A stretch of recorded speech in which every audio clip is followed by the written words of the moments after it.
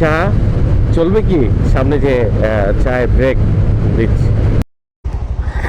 ভাইজান অনেক ভালো মানুষ, থ্যাংক ইউ সো মাচ।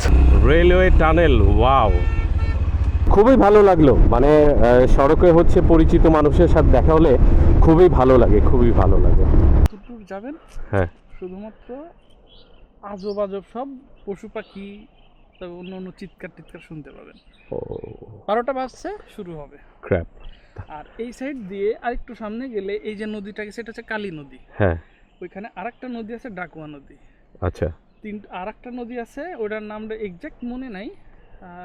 3টা নদী এক জায়গায় মিলিত হয়েছে, ওই জায়গাকে বলা হয় ত্রিমোহনা।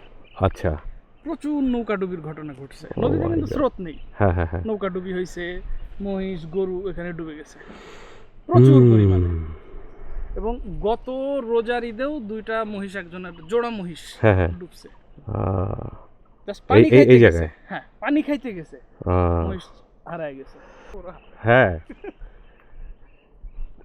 জায়গাটা সুন্দর, ভিডিওতে অনেক ভালো লাগছে, বাট এটা একটা ভৌতিক প্লেস রাতের জন্য বলে মোটামুটি ভয় পায় মানুষ। এই পাশ